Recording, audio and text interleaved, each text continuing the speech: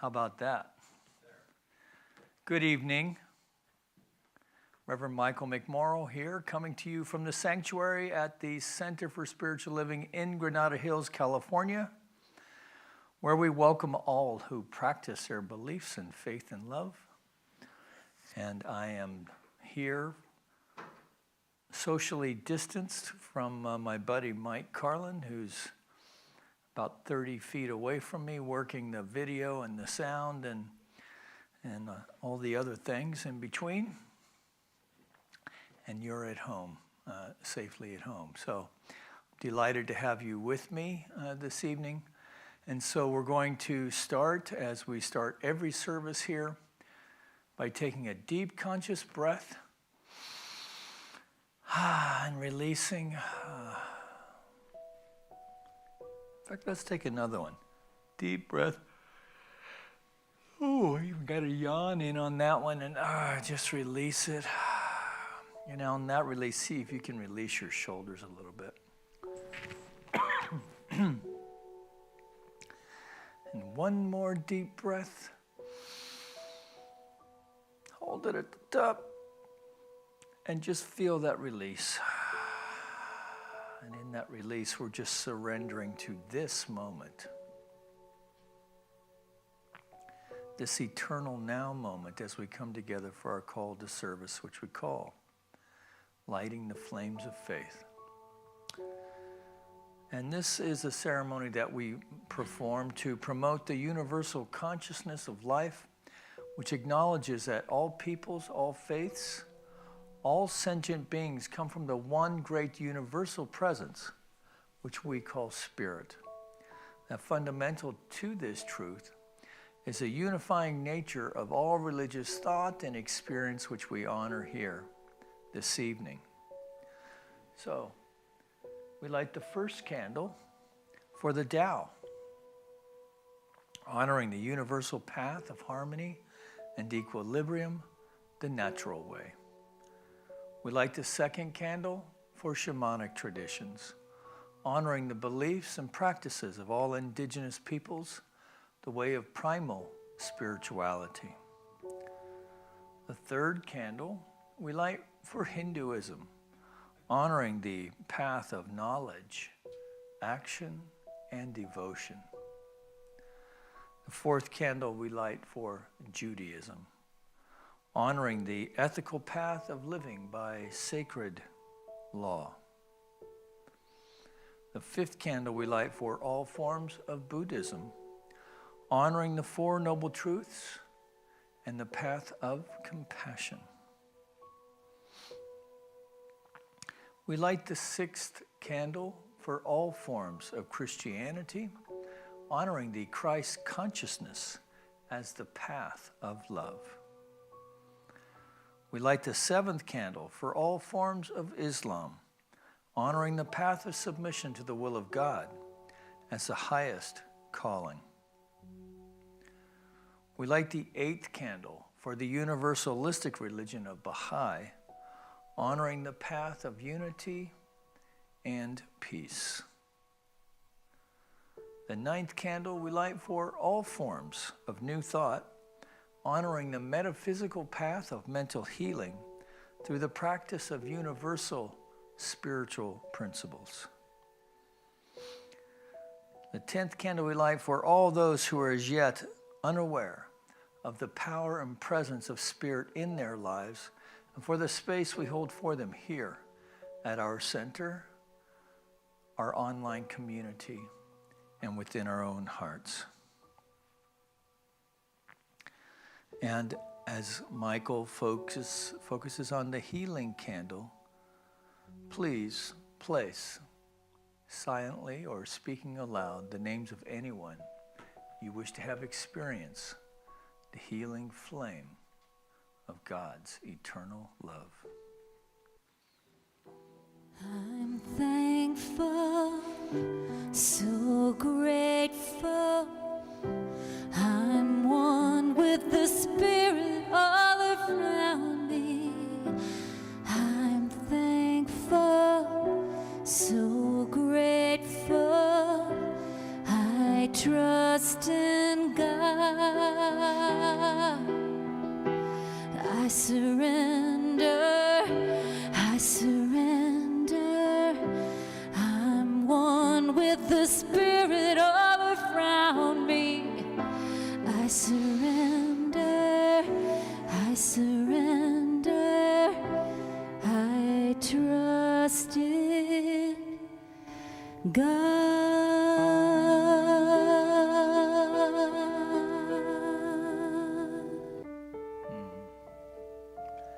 Taking another deep breath and releasing. And in that release, we experience a sense of surrender, a surrender to the moment, that we surrender and allow ourselves to be buoyed in that surrender, in the trust and the faith of the Most High. That we understand that as God is everywhere present, that there is no spot where God is not. And so right where we sit, right where we stand, the living Spirit dwells. That all the components of greatness are within it.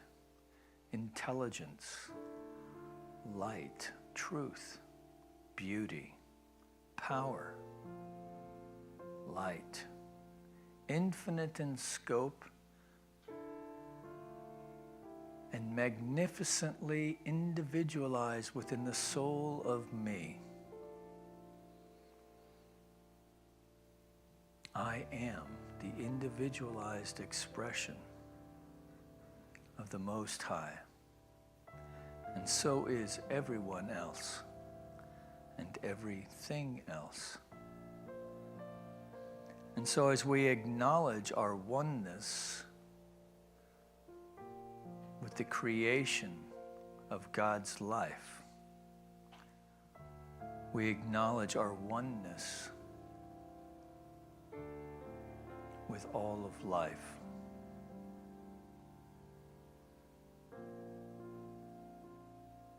So how good it is to know this. How good it is to come together to commune energetically through this meditation space here tonight. That we allow ourselves, that we set an intention for this next few moments together. And that within that intention is a sense of allowing and a continual surrender to that allowing, knowing that however this meditation unfolds tonight, it is perfect. Whether it be still or busy, whether it be harmonious or tempestuous, whatever kind of day we had, whatever stuff we're working on, we just take a deep breath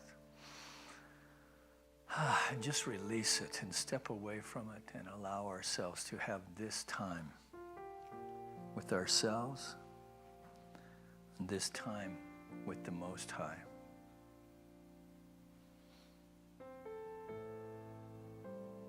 So, knowing for each one of us then that this time is good and very good, we just release this word, our cares, concerns, and tensions, releasing all of it to that aspect of the mind of the divine itself that knows only to say yes. So we let it be so. We release it in gratitude and in confidence, knowing that it is done. And together we acknowledge this by saying, and so it is.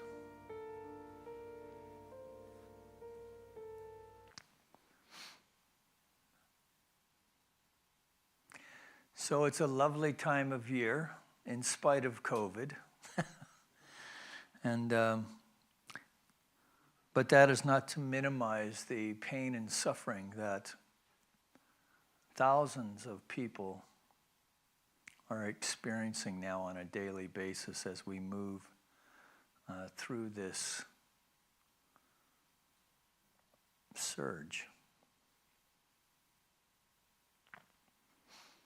That we know that underneath underneath all of this, there's another surge going on, and that is the light and life of the living intelligence of the one Spirit underneath all of it.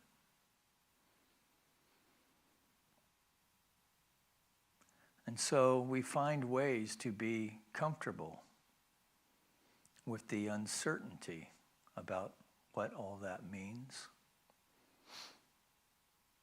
Even as we step into ways of knowing for ourselves that as we move through this very strange time, that we do so knowing that we are walking in and with the Spirit, that the Spirit is expressing in, through, and as our life as radiant good health. That is a prosperity of enoughness, that we have creative inspiration that keep us engaged in life, whether it be through the arts or the art of business, and that our relationships are connected, that are loving, authentic, right? Sometimes fierce, but engaged and connected. And when we live life this way, then guess what? That's spiritual living. With all of its pains and victories. And that's a good thing. So this time of year is always interesting. So yesterday was Bodhi Day, which commemorated yesterday was the 8th. Today's the 9th, correct? Yes, so yesterday being the 8th was Bodhi Day, which commemorates the enlightenment of Siddhartha, Gautama, who then became known as the Buddha, the enlightened one. So if you don't know the story of the Buddha, just Google it. It's a very interesting story.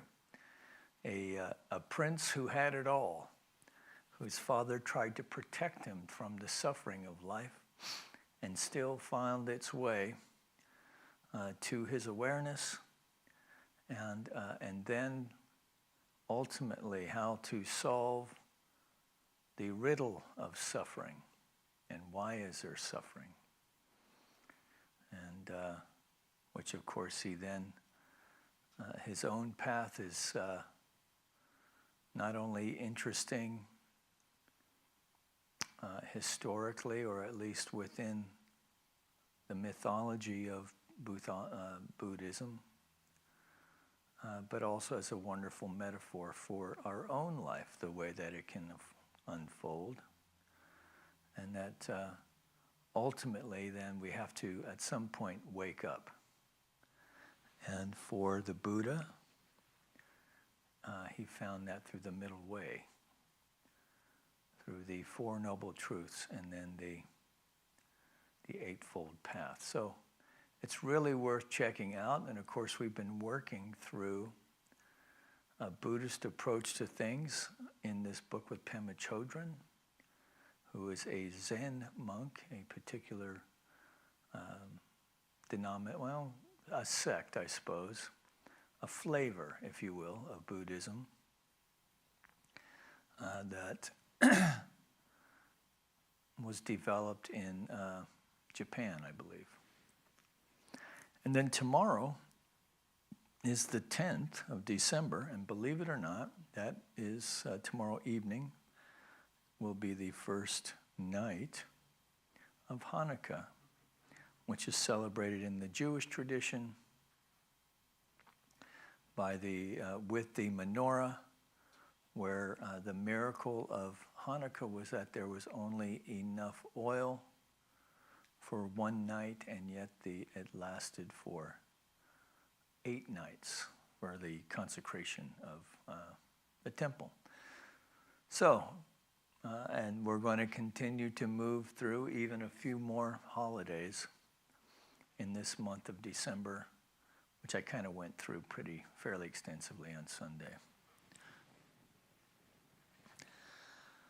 So we're still trying to find joyous ways. Mike found some lights and he put it up around his station in the back so that at least he and I can feel joyous.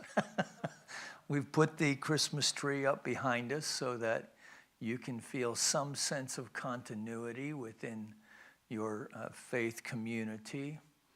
That each one of these lights, I suppose, represents the light that you bring to our spiritual community. And as we all together, ascend, we all together ascend to build a spiritual community that is not only a safe harbor, but also a place where we can come and work on our stuff and work on our stuff together. In faith and love, with the commitment where nobody leaves. And then we also have lights. If you live here locally, we're one of the few shops that has some lights up on the center. So we have some icicles up and a little tree that we put up. So come by and see it. We're trying to make it look festive anyway. And I have to say, I found myself, the Christmas tree, putting the Christmas tree up, actually, frankly, was a task, right? Because it's something that is usually done on Parade Sunday, which we didn't have this year, and then the kids do it. And so I had to do it, not I had to, but I did it myself. But, I have to say, I found myself, after of course, you got to do the light thing. So there's the challenge in that.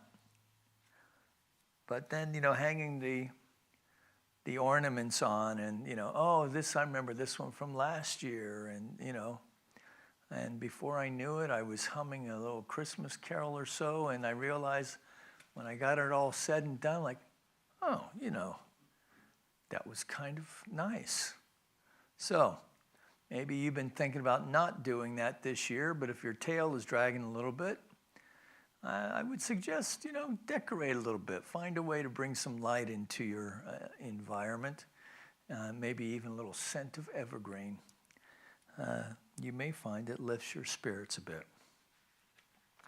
So enough of that tonight. We're still working with Start Where You Are. And I really kind of chatterboxed tonight. So I hope it was, whatever it was I said, I hope it was worthwhile. So we'll just share, because I do want to finish this book up before the end of the year, and we're really close. We're starting a new chapter, High Stakes Practice. High Stakes Practice. And Pema writes, Pogo said, we have met the enemy, and they are us. So if you're in my age demographic, you know that cartoon, back when people read newspapers and hit the comic strips. This particular slogan now appears a lot in the environmental movement. It isn't somebody else who's polluting the rivers. It's us. The cause of confusion and bewilderment and pollution and violence isn't really someone else's problem. It's something we can come to know in ourselves. It's that shadow thing that I was talking about on Sunday. Again, don't we get a break from this stuff? But in order to do that, we have to understand that we have met the friend, and that is me. We have met the friend, and that is me. The more we make friends with ourselves, the more we can see that our ways of shutting down and closing off are rooted in the mistaken thinking that the way to get happy is to blame someone else.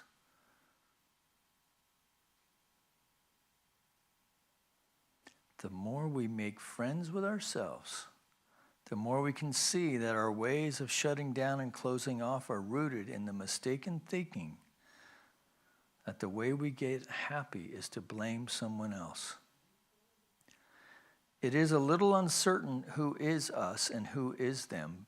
Bernard Glassman Sensei, who does a lot of work with the homeless in New York, said that he doesn't work with the homeless because he's such a great guy, but because going into the areas of society that he has rejected is the only way to make friends with the parts of himself that he has rejected.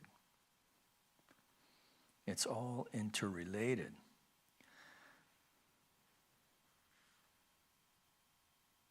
So, in order to work on ourselves, in order to help others, but also to help others in order to work on ourselves. That's a very important point. We could say that working with others is a high-stakes myetry practice because we start to work with others and somehow they all seem to end up looking like Juan or Juanita. And if we are wholehearted about wanting to be there for other people without shutting anybody or anything out of our hearts, our pretty little self-image of how kind or compassionate we are gets completely blown. Right? So we catch ourselves being judgmental. Huh? We're always being tested and we're always meeting our match. The more you're willing to open your heart, the more challenges come along that make you want to shut it. So, boy, isn't that true? Right? It's a metaphor for that is, you don't think about much. I don't know about you, but you really don't think much about food until you go on a diet. And that's all you can think about, right? So this idea that this aspect of our practice also ties into what we are speaking to on Sunday. So the more that we make friends with ourselves, right? The less that unhealed stuff within us, our shadow then, gets projected out. And instead what is projected out is light. Right? And it's not that because God becomes more. Right? It's not that God becomes more, but rather that we allow, right? Because we're no longer playing things close to the vest, but allowing ourselves to open up. And in that opening, right, the vulnerability, the softness that this has been a common theme with Pema, right? Then we allow ourselves those little wounded places within then become healed. And the thing is, we can act as if to get there. But acting as if means that we have to be thick-skinned, right? We have to not take things personally. But that doesn't do any good unless we're willing to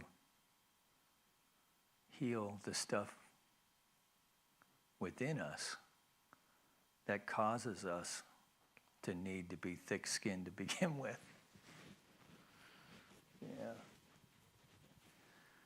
So it's interesting. I have to say, being a 64-year-old man, it's interesting having these insights,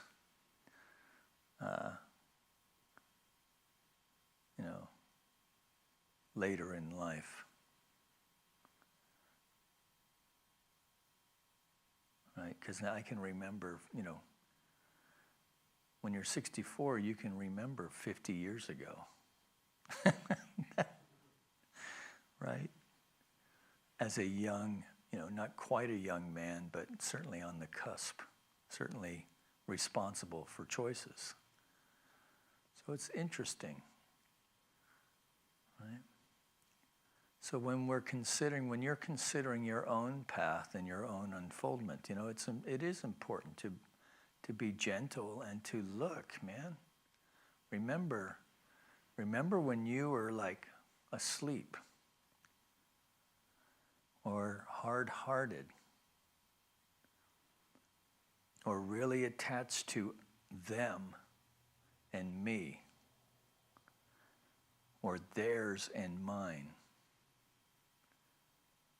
or feeling, deeply insecure within our work or relationships, right? At parties. And we're not that same person, right? We're just not that same person because we've grown.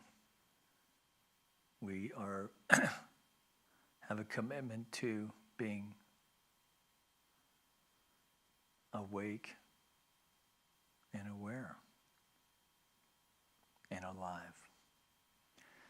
And so meditation then becomes a big part of that, because we have, with consistent practice, we observe the way we think. Right? We observe the tendency of our thought. Oh, I'm a minister. Oh, wow. That was a really judgmental thought I just had. Oh, wow. I sometimes think racist things.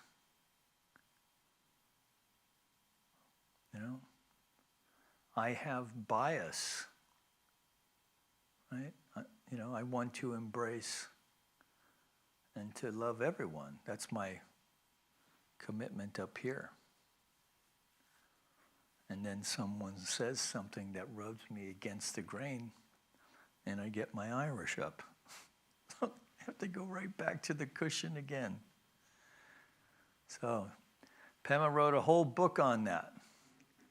We've lived a whole life to allow ourselves to work with this. And so it's not about taking our inventory and making an enemy of ourselves. And it's not about just making up our little list of being naughty or nice and doing a spiritual bypass around the nice list, but just allowing all of it to be the fully integrated whole. And that is the beauty of a strong meditation practice where we become willing to heal all that stuff. So maybe you're ready to release any judgment around me talking too much. And I'll just shut up now. All right, so what do you say? Let's take a deep conscious breath then. We'll get this thing under road here, right? Underway. Take a deep breath. And release. And in that release, just let the body drop.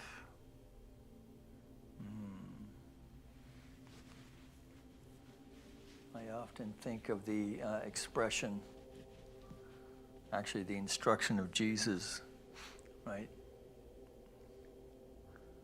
Where if the apostles were rejected, to shake the dust off their sandals as they leave the village.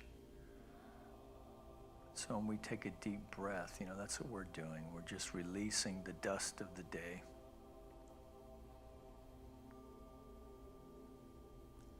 And allowing ourselves, as Ram Dass said, to be here now.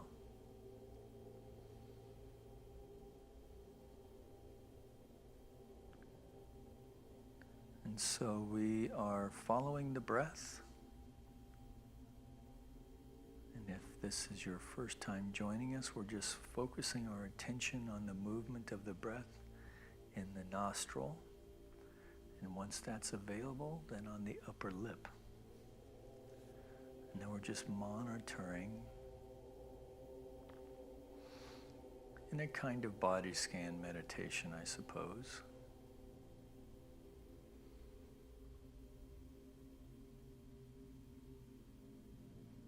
We're monitoring sensation in the body.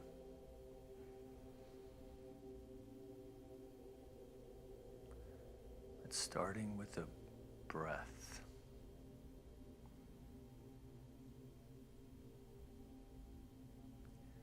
Bring your attention to the exhale.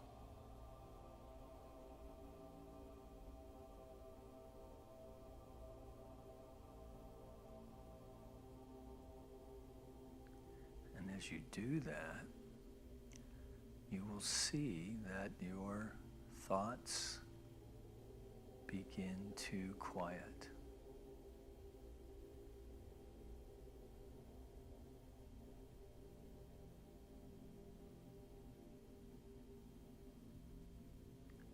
So this is not about thought stopping,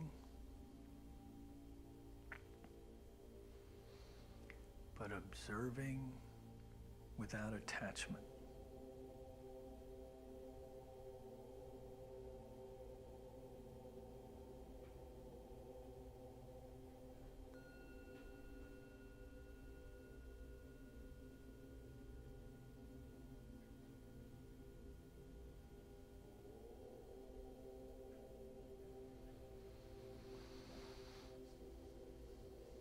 So we move up from the bottom of the feet to the lower legs, up into the knee. And if there's any twist or torque, we just release that into the hamstring and the quads. So I feel a little tension in my right hamstring, so I'm going to take a deep breath and I'm going to exhale and release.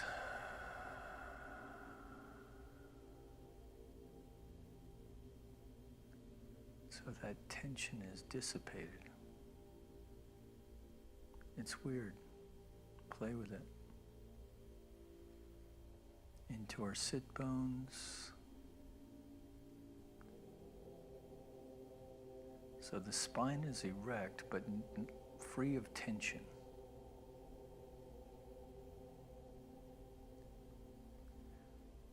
Into the lower back, and the tummy is rising and falling, so there's no tension there.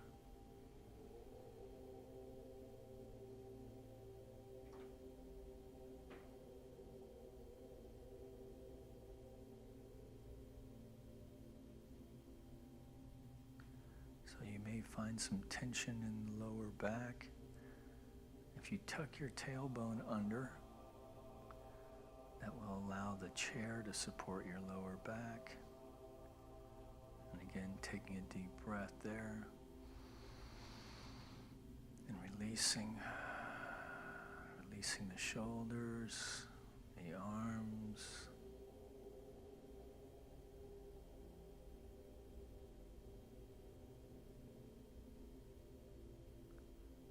Up the arm into the neck. The neck balanced on the spine over the sit bones. The head balanced on the neck, chin slightly down.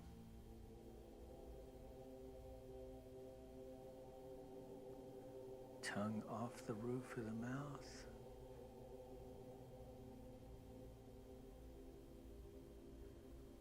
So we're going to take another deep breath, and on the exhale, just let your face drop. Take a deep breath, and exhale.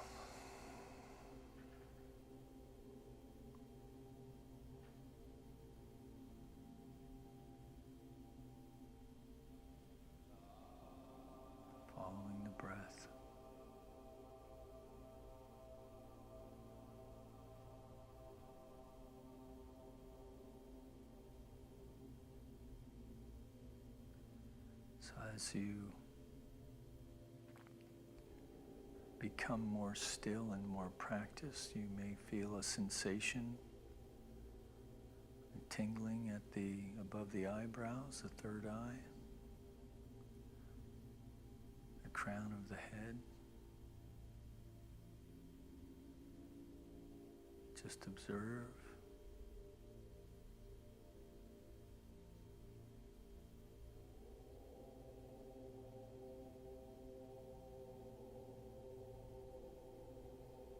But all we're doing is following the breath on the exhale in the nostril.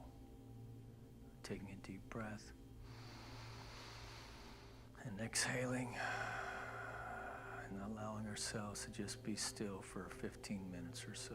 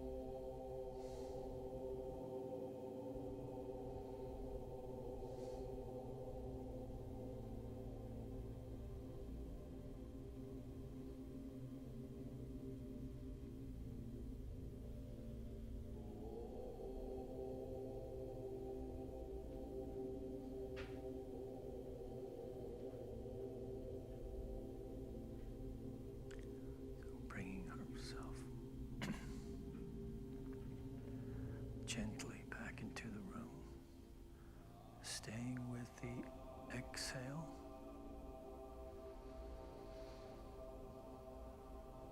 So I've been hearing a lot about sleep issues within our community.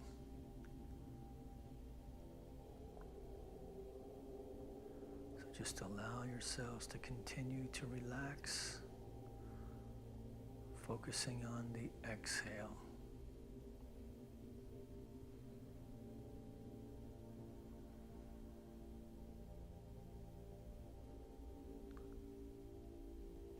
Even as we know that with each inhale, we are breathing in the light of the divine,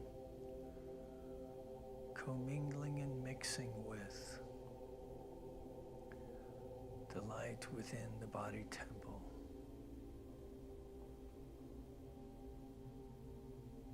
With each in-breath, there's this exchange, taking from the breath that which is needed to sustain life. And then the body releasing that which is no longer necessary or needed.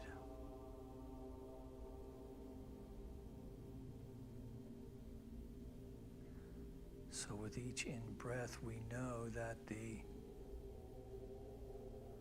light of the living Spirit is fortifying the body temple on an atomic level. Every atom, every molecule, every organ, every muscle is fortified, restored, revitalized to full and complete function. That the mind is still and calm and is a pool of peace and harmony.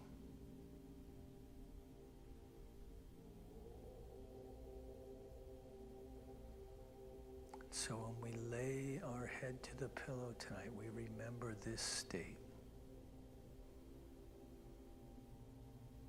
Just follow the breath, focusing on the exhale. With each exhale, we're just releasing the body,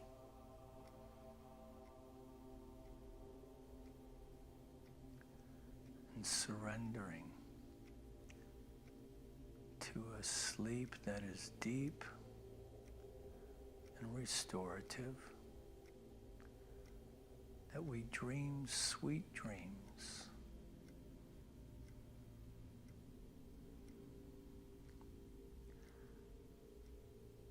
That we,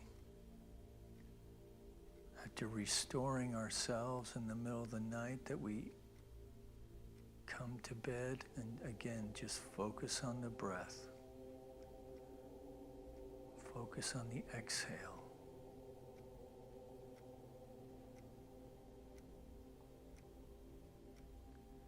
Relaxing the face. And again, drifting easily and effortlessly into a full and deep and restorative sleep.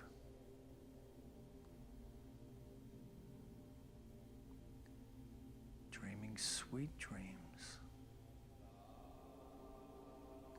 And in the morning, we awaken. We feel restored and revitalized. We feel a sense of excitement, of vim and vigor for the day. That we step into the morrow with a sense of confidence and grace, knowing that we walk with the living Spirit. Taking a deep breath. Release.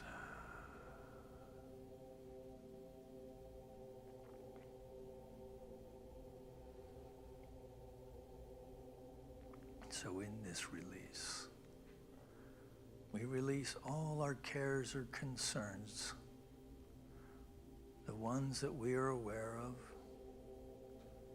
the ones that we're not aware of, and those that keep us up at night. We take a deep breath and we release those.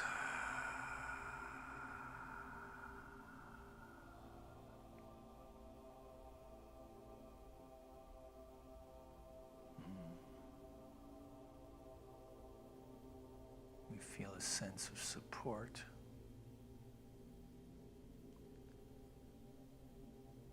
We feel embraced by the love of the infinite itself, expressing in, through, and as all of life, in, through, and as our life.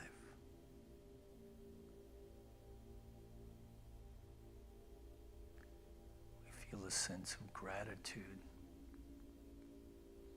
Gratitude for this moment, for our continued resilience and resistance to malady of any kind, that we bless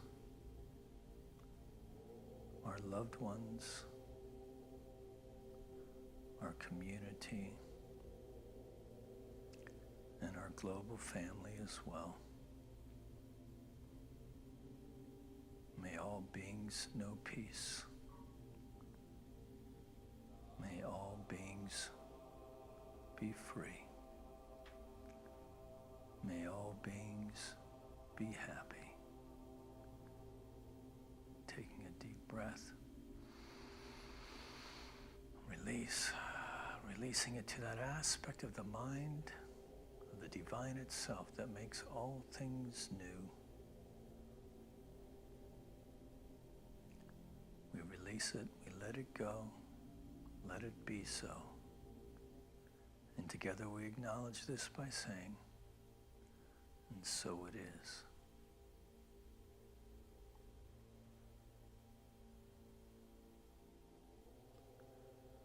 And so if you found that you've dozed off, do not awaken. But if you are awake, welcome back. If you are new to the center, welcome. We meet also on Sunday mornings at 10:30. It's a bit livelier. Time of message, prayer, and music, all jumbled together. And if you would like to make a donation, you can do so when we're finished this evening. There's a donate button up on the upper left-hand corner of the banner on the YouTube page, or you can go to our center Facebook page. Either one will direct you to our safe and secure PayPal portal. So, anything you can manage is deeply appreciated.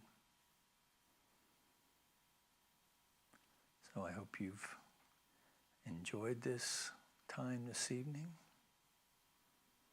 that your rest is, that your sleep is deep and restorative. And if it is, then drop me a line and let me know how you did. All right, until then, know that you're loved. Or as my dad would say, know this old Irishman loves you. Peace and blessings. See you on Sunday, if not before.